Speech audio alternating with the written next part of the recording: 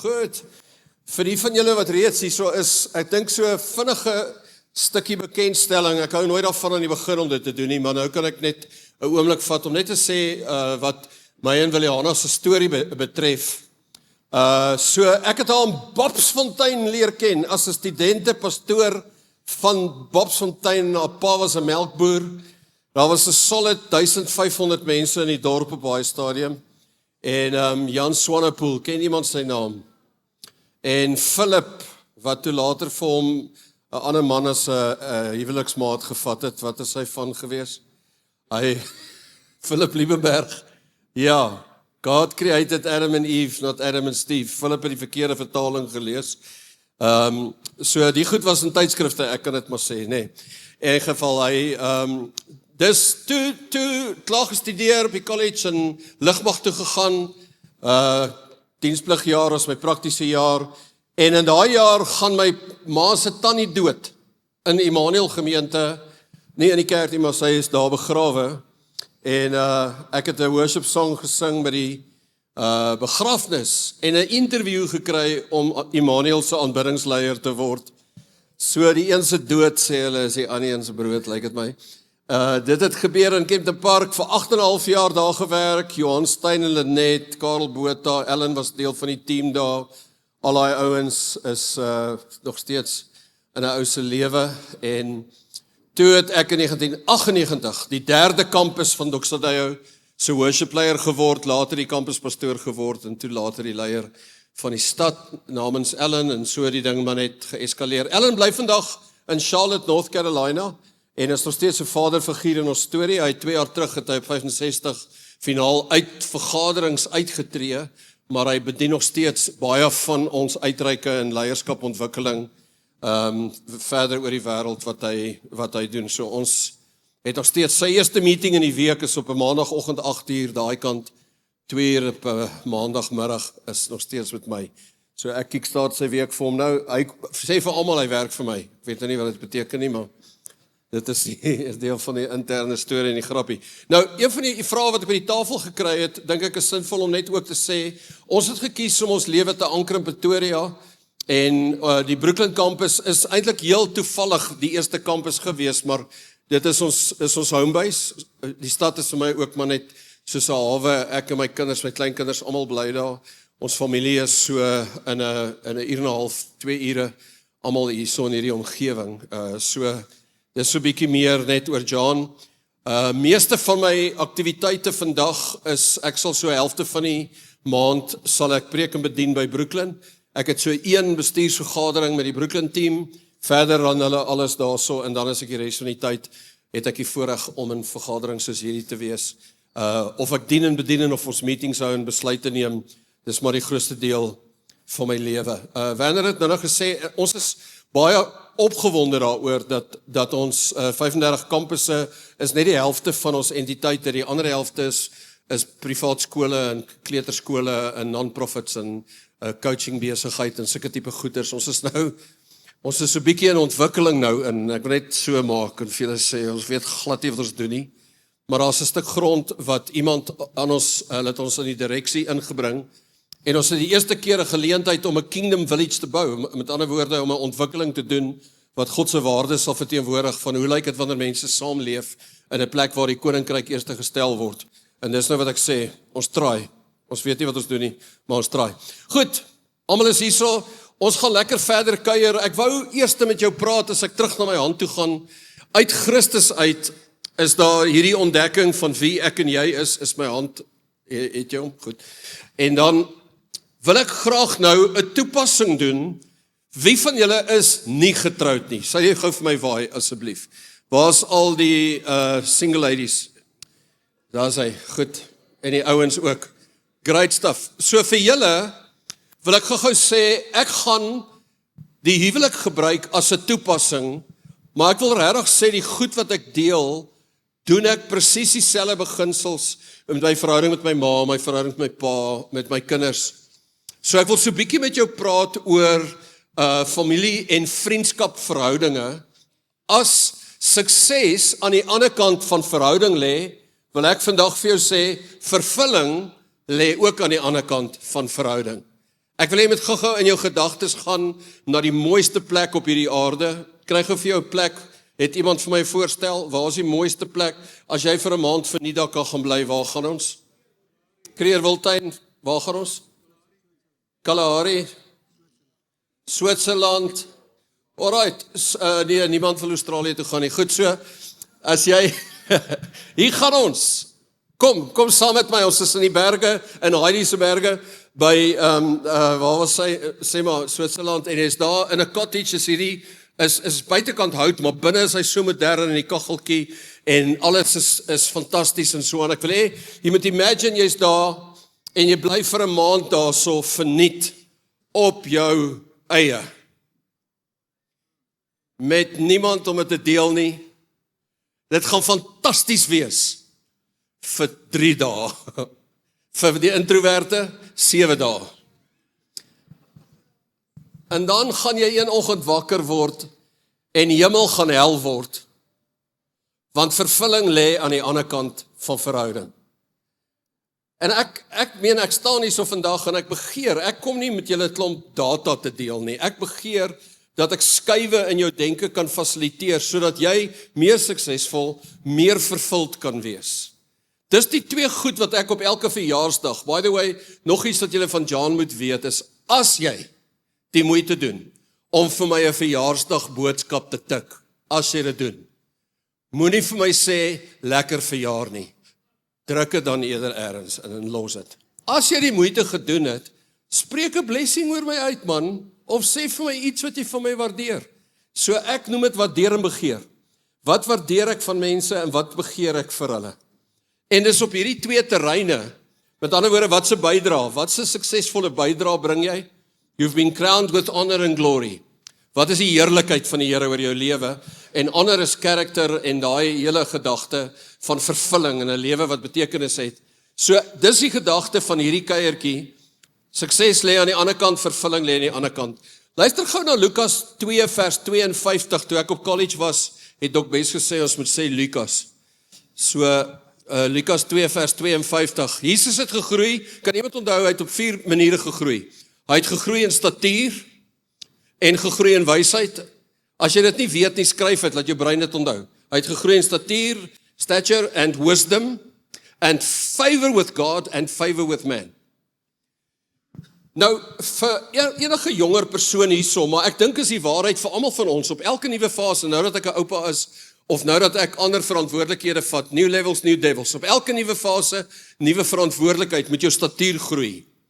Op elke nuwe fase het jy nuwe dieptes van wysheid nodig.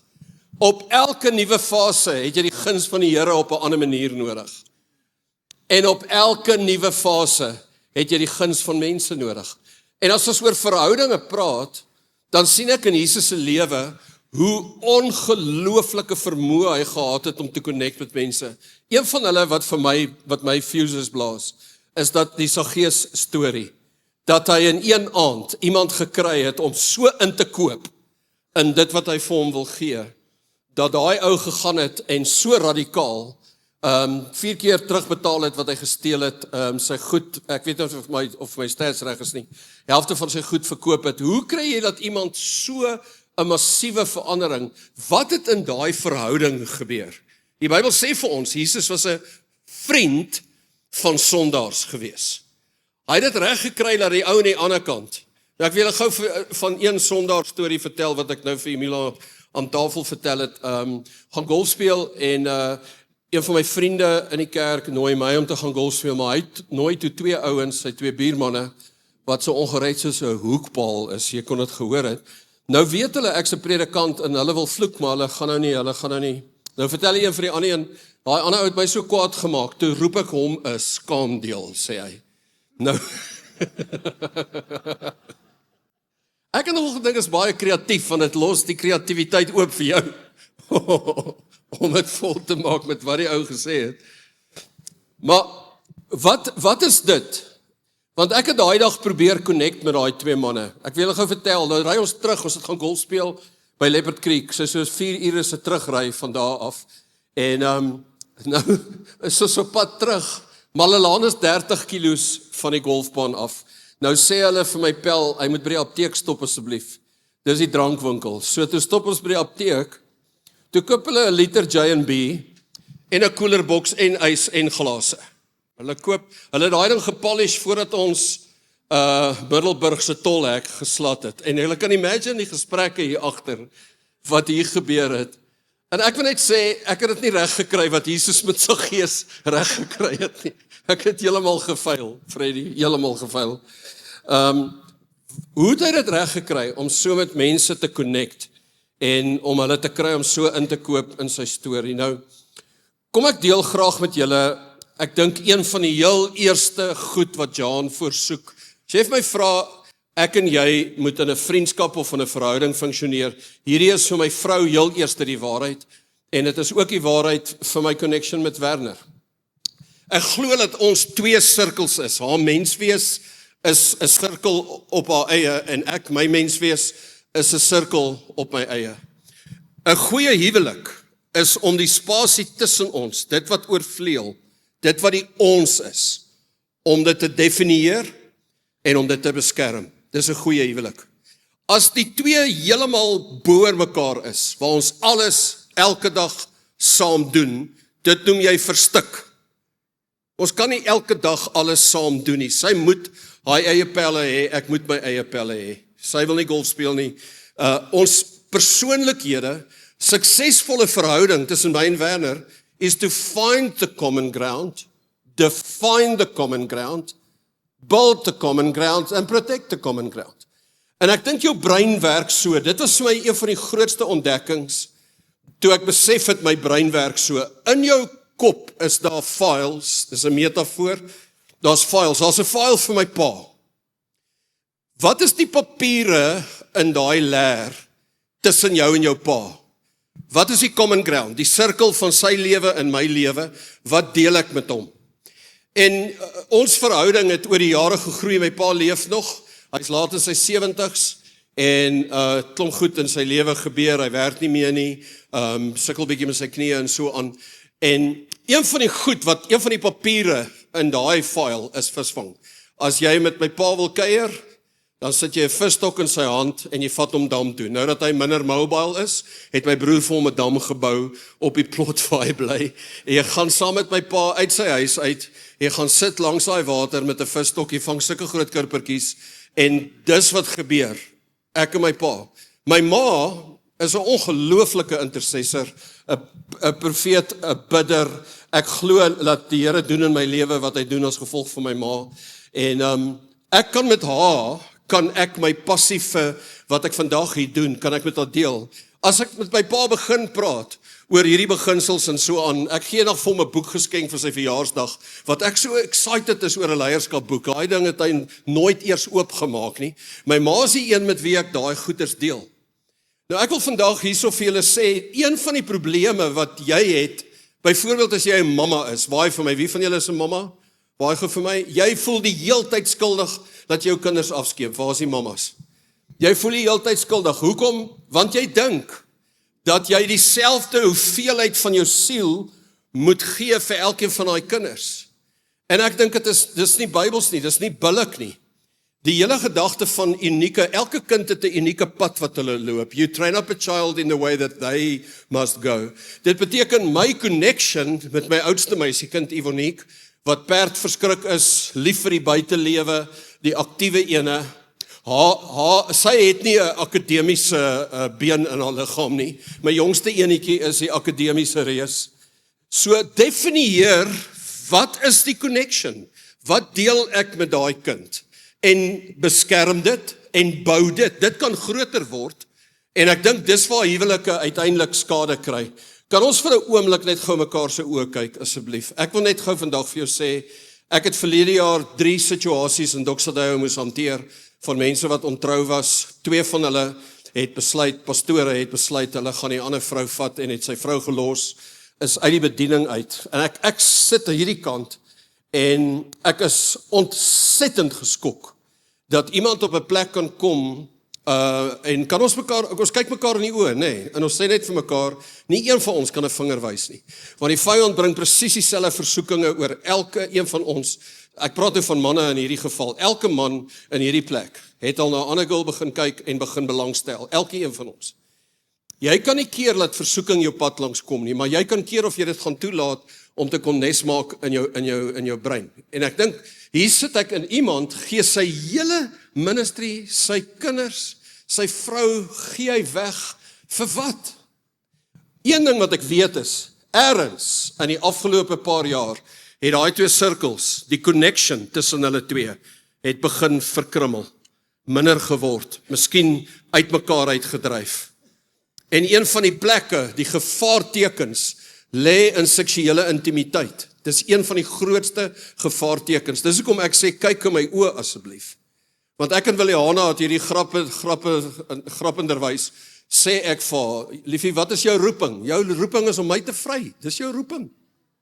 Ja, ek sê vir haar, al die ander goed, ek maak nou 'n grap, en dis nie al wat haar roeping is nie, maar dit is 'n belangrike enetjie, maar wat ek net vir haar sê is, dink net oor hierdie, ek kan op 'n heilige manier, kan ek alles op hierdie aarde doen, en binne God se orde bly, behalwe my seksualiteit uitleef, op 'n ander plek.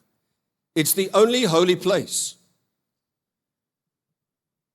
vir 'n man en 'n vrou, is die enigste gesonde plek, vir 'n man en 'n vrou.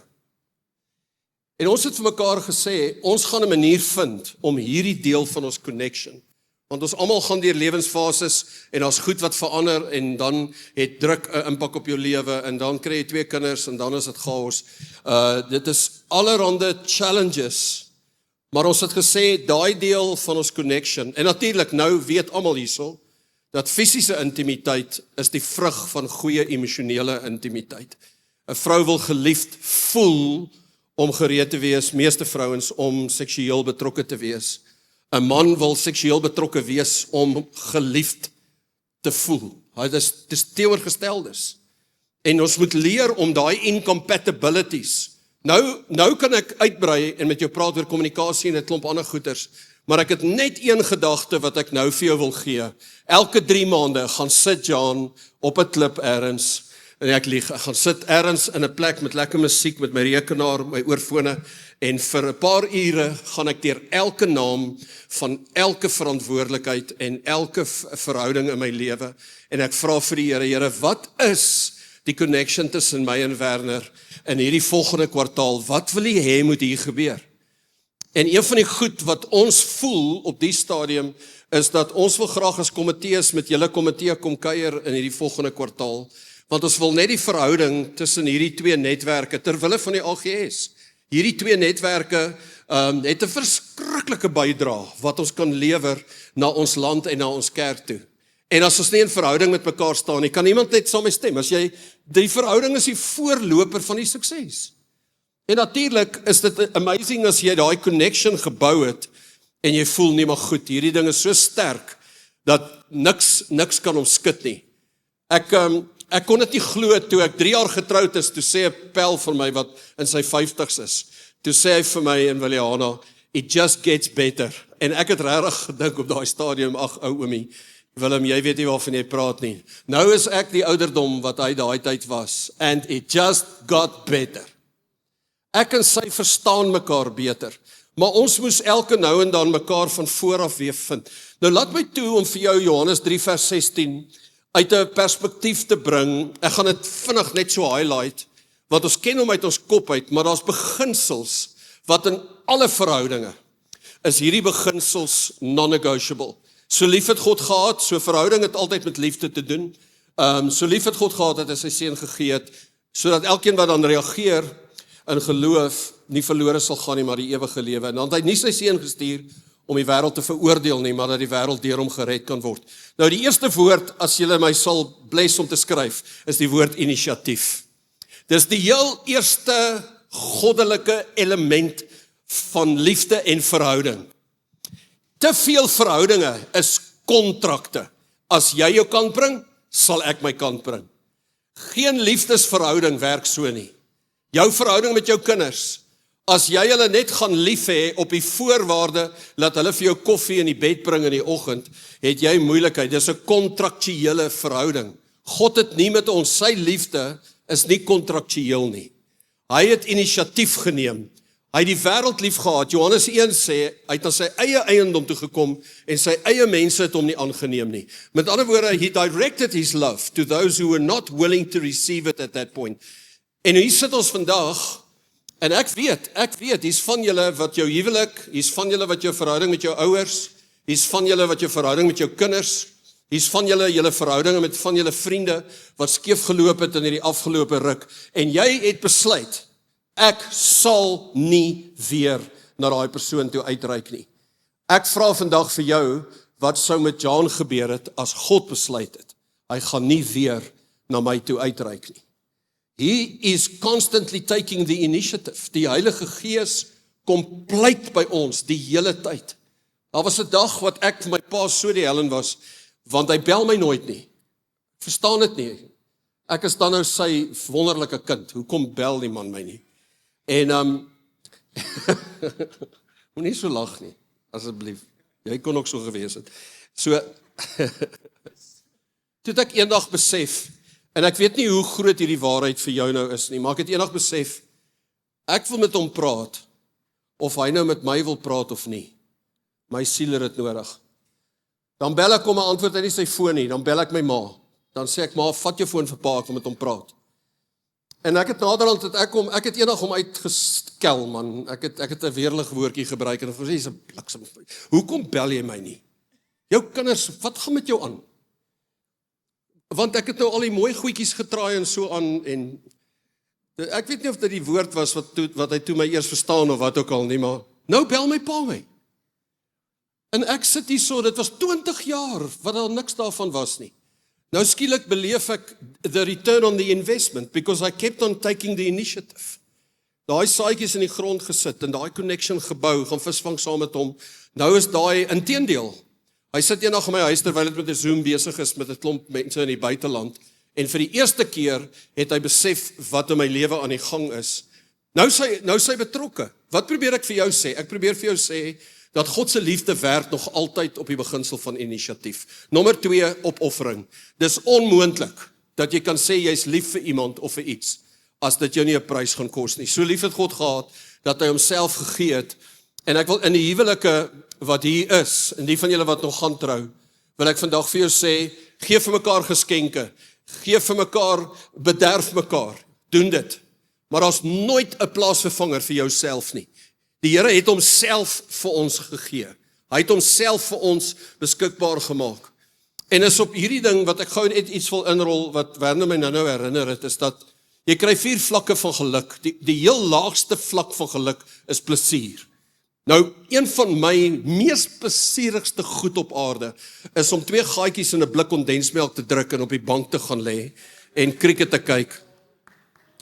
Ek sit dit in die yskas, laat dit hard is, laat ek hard moet suig om dit uit te kry, maak die gaatjie klein. Ek meng nie my kondensmelk met enige iets nie, ek vat vir hom net so. En die probleem is dat daai kondensmelk hou 2 dae, dan is daai blik leeg. En plesier, dis die probleem met plesier. Baie mense jaag na plesier, maar jy moet weer volgende levels van plesier gaan soek. Die tweede vlak van geluk is status. Ek het nie gehoor wat jy sê nie, Dion, maar ek weet wat jy bedoel het. My een vriend sê nou die dag vir my, hy sê, het jy jou middel geswik, want het lyk of jy bietjie swel daar. Nee. Die van julle wat my vroeër geken het, ja, hier's kondensmelk wat hier sit. Maar in elk geval, die tweede vlak van geluk is status. Dit is wanneer jy sukses behaal en jy kan terugstaan en sê, wow, dis fantasties dat ek hierdie gedoen het. Die derde vlak van geluk is verhoudinge. Dis 'n Kersgeskenk wat jy gekoop het vir jou kind. En die vreugde lê in hoe opgewonde jou kind is om daai Kersgeskenk oop te maak.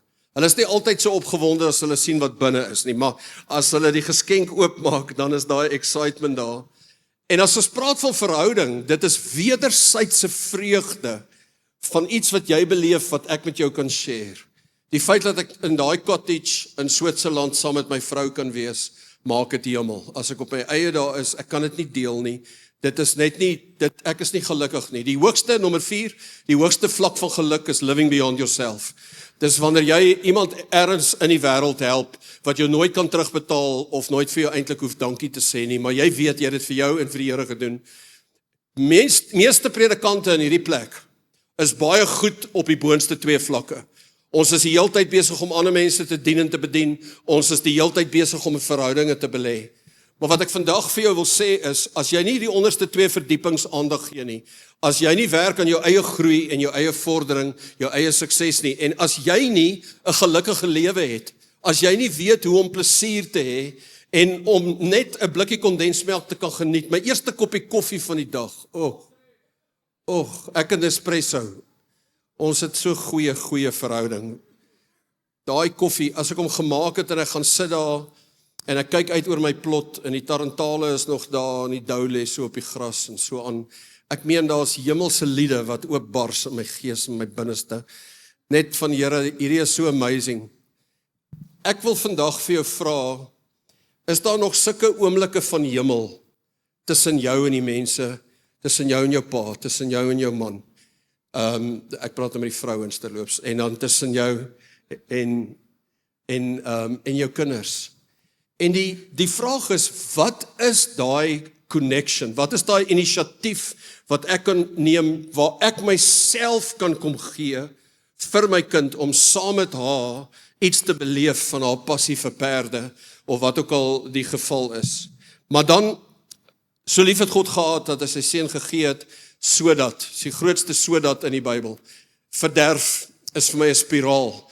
Ken jy mense, wat, jy kyk na hulle, dan sien jy hoe dat hulle stadig maar seker, word hulle minder, en hulle gaan agteruit. Ken jy sulke mense? Jesus sê, ek het gekom, dat dit nie meer in jou lewe hoef te gebeur nie. Ek het gekom, dat jy 'n ewige kwaliteit van lewe, en ek weet, dis wat Christus doen, is dat hy, deur verhoudinge, maak hy my lewe meer, maak hy my lewe beter. En wat ek doen in al my verhoudinge, met my vrou, my verhouding met my pa, my verhouding met my ma, ek vra Here, gebruik my so, maak my 'n Johannes 3 vers 16 in hulle lewe, waar ek inisiatief neem, waar ek myself vir hulle beskikbaar stel, en nommer 3, in die volgende jaar of 2 of 3, wil ek weet, gaan my pa meer wees as gevolg van my, of gaan hy minder wees? Gaan my vrou meer wees, of gaan sy minder wees? Ek het net agtergekom, as jy mense groei en ontwikkel, en hulle vind baat by jou, gaan hulle connection terug na jou toe, massief groot en dinamies wees.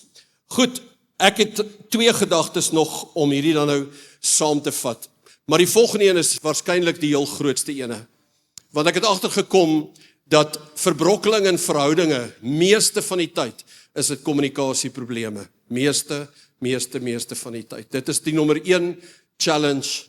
Ek het nie vandag tyd om oor misverstande te praat nie, ek het nie tyd om te praat oor konflik, oor vergifnis, en daai tipe goed nie. Ek wil eerder met jou praat oor die bankrekening, want ek wil jou vertel, ek het al flippend baie droog gemaak in my huwelik, en ek het eendag agtergekom, dit gaan nie my grootste fout wees, wat my huwelik opsmash nie.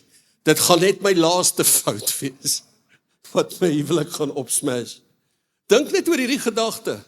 Dis nie jou grootste flater wat 'n verhouding breek nie. Dis jou laaste ene. Dis die laaste strooitjie wat die kameel se rug breek. En hierdie het ons in boeke gelees, maar vandag wil ek jou vertel, hoe lyk dit in my lewe, as jy aanhou belê meer as wat jy onttrek, sal verhouding nooit verbrokkel nie. Natuurlik, it takes two to tango, daar is altyd die wederwysige ding, en ek wil julle net die simpelste ding op aarde, as 'n metafoor gebruik, en hierdie is hoe my huwelik werk, hierdie is hoe my verhouding met Ellen werk, hierdie is hoe my verhouding met my kinders werk, en ek gee vir julle die metafoor. Nommer 1, ek dink 'n mens moet gereeld mekaar 'n WhatsApp stuur. Nou, dis hoe my verhouding met die Here ook werk. Wat is 'n WhatsApp? 'n WhatsApp is 'n kort, bonkige boodskapie, waar ek net sê, ek is laat, sien jou 5 minute, of, hallo, hoe was jou dag? En ons het daai skietgebedjies, het ons met die Here ook. Jy weet, Dok Wes het eendag gesê, as jou inhoud nie die mense seën nie, laat die lengte van jou preek die mense seën. Jy weet, so mense bid terwyl jy preek, het jy dit geweet? Party bid dat jy ophou. So voor julle bid dat ek begin ophou, jy hoef nie daai skietgebedjie nou te wag, Here help net daai man af voor asseblief. Die dominee stap so op eendag, hy stop so en die seentjie vra vir die ma, mamma, hoekom stop die dominee voordat hy? Sy sê, ek dink seker hy bid en vra Jesus om te help. Toe sê die seentjie, maar hoekom help Jesus hom nie, mamma?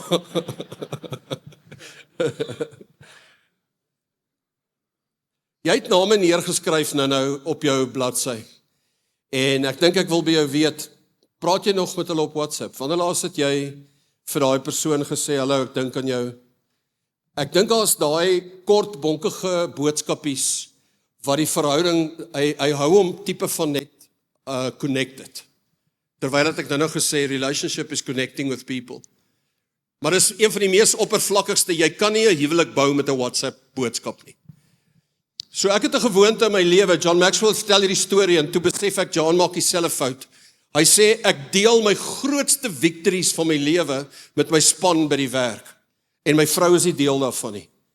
En ek het ook eendag besef, sy is nie deel van my span by die werk nie. So ons droom saam, ons beplan saam, ons het strategie, ons het al hierdie intentionaliteit. Maar Williana is daar, sy het op daai stadium gewerk by 'n dokterspraktyk.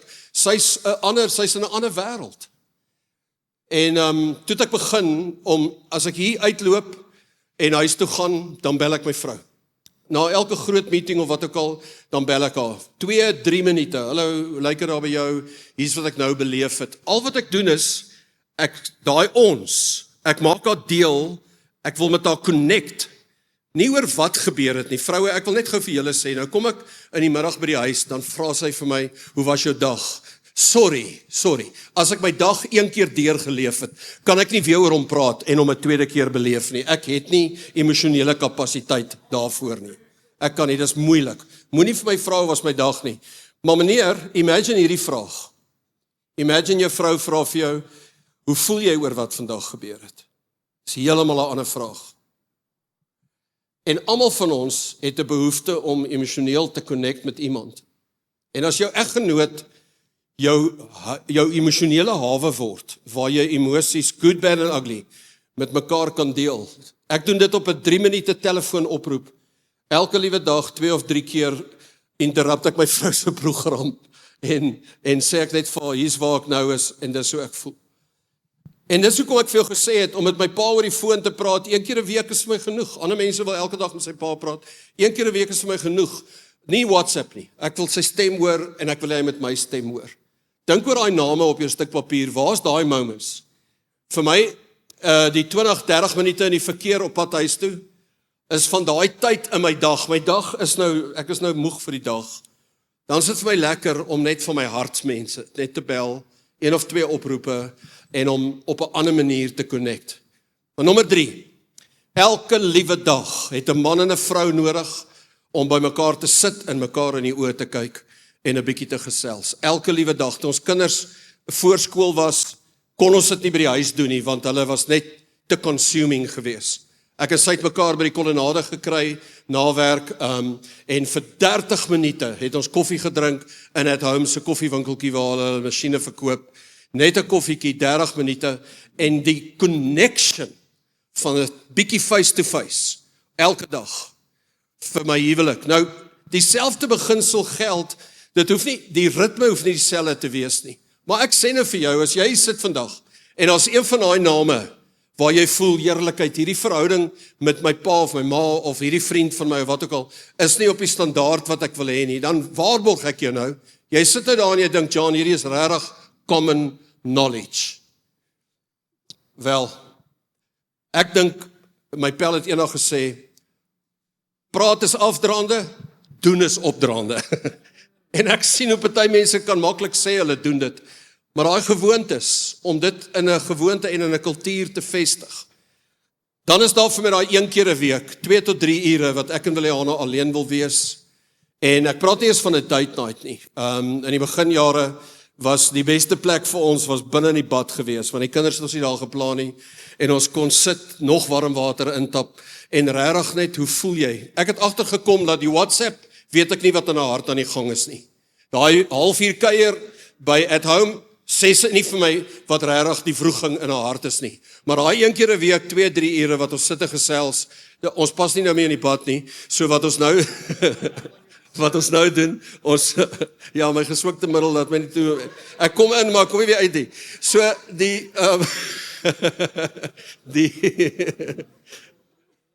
my nuwe woorde is, laatmiddag is die sonnetjie sak op 'n Vrydag, vuurtjie, vroutjie, wyntjie, plooitjie, daai kombinasie wat ons so om die vuurtjie sit en so aan 'n paar ure, voordat ons ingaan om te gaan eet en so aan, daar gebeur goed om daai vuur, wat nie in die res van die week gebeur nie.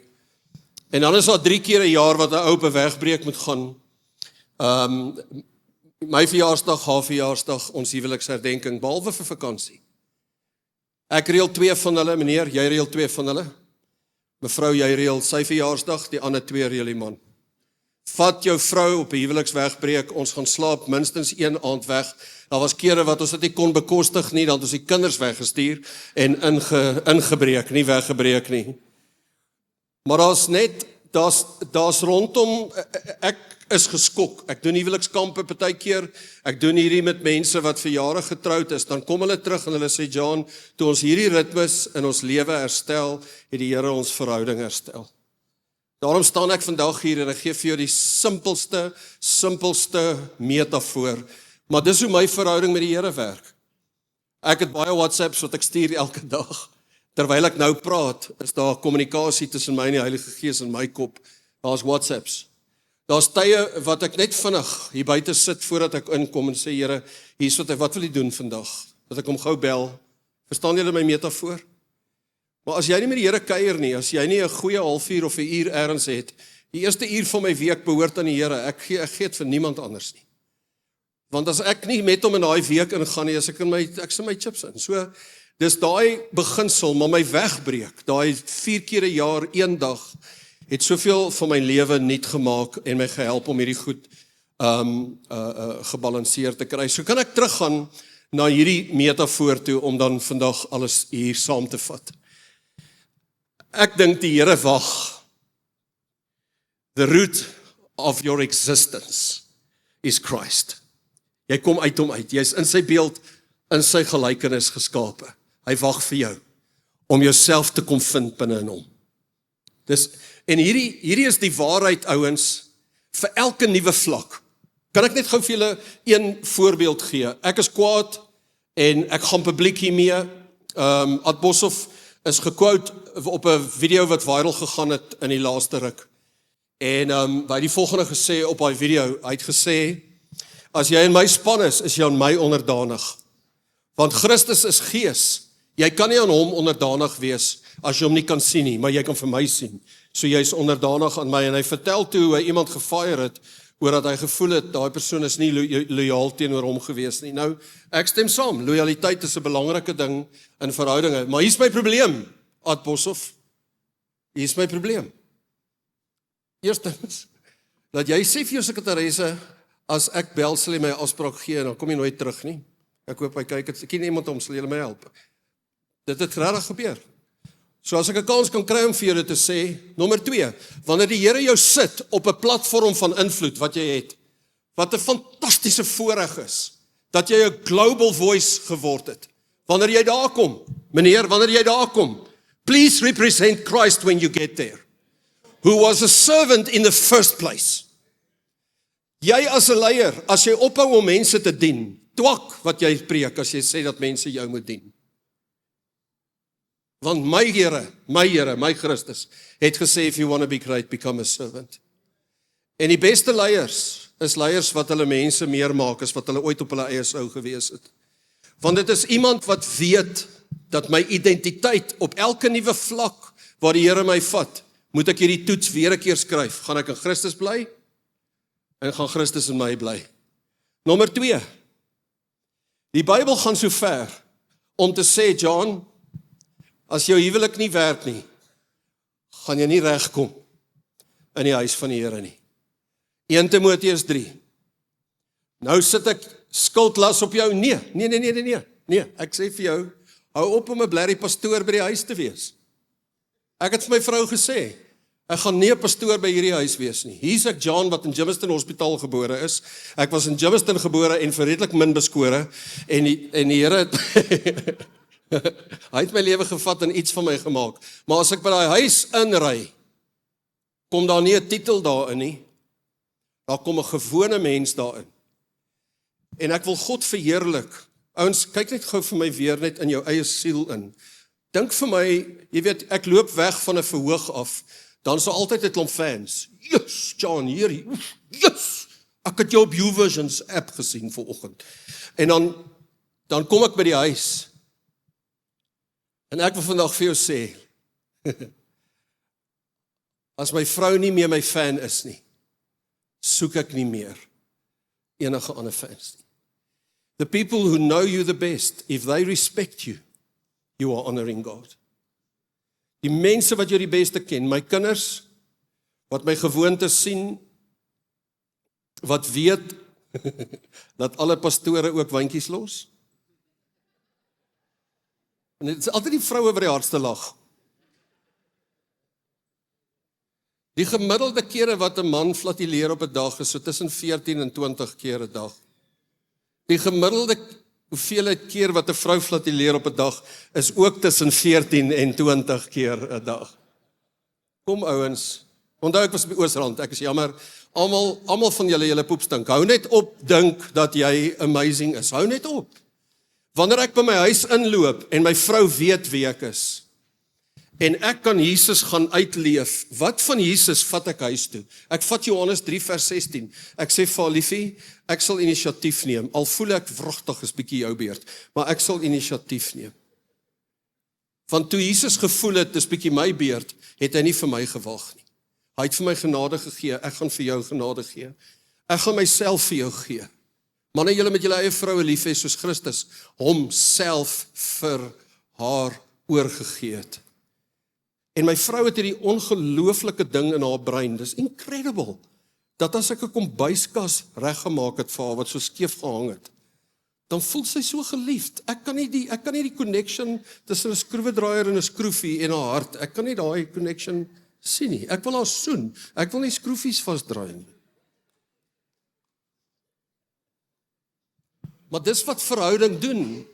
Verhouding is om vir haar te doen dit wat vir haar lewegewend is. Nie vir my lewegewend nie. And by the way, ons is 34 jaar getroud, my beste pel, my lewensmaat, ek het nou in Amerika moes wees vir 2 konferensies, ek het dit gehaat, ek het terug huis toe gekom en vir haar gesê, liefie, dis goed in die werk loop, maar ek wil nie hierdie sonder jou doen nie. My siel werk nie, ek kan nie meer nie. Ek kan nie slaap raak sonder jou nie. Sy wil nog ietsie kyk op Netflix. Nee, jy sal nou kom slaap, want ek moet nou slaap. Ons moet slaap nou. Die pastoor kan nie slaap as jy nie by hom lê nie. Maar dis, wat sê ek vir jou? Ek sê nou vir jou. Wanneer ek dan voor mense staan en oor verhouding praat, dan kan ek uit my eie ervaring vir jou, my eie mislukkings, my eie pogings, party goeters kry ons nie reg nie, party goed kry ons reg. Dis out of the realness of what happens in my home that I lead the house of God, 1 Timoteus 3. En dan het ek ook geleer dat om 'n 6-jarige kind gemotiveerd te kry om skool toe te gaan. Ek meen, sy staan die oggend op, sy sê vir my, ek gaan nie weer skool toe nie. 6 jaar oud. Hoe verduidelik jy vir haar wat dit jou gekos het om haar in te skryf in daai skool en motiveer jy haar om haar by die skool te kry? Daai skills wat my geleer het, wat motiveer mense. My meisiekinders toe hulle 14 was daar duiwels betrokke. Ek weet daar's hormone, maar ek dink dit is nader aan demone of mormone. Daar was goeters daar. En as 'n pa, om my kind se vriendskap te wen, wanneer sy in so emosionele stuk turmoil 14 en 15 jaar oud is. Ek onthou die dag toe sy verlief raak. En ek het so uitgesien na daai dag. Want ek het geweet, hy gaan haar drop, en dan gaan ek al wees. Ek het geweet. Jy dink ek vertel jou net storieetjies nou.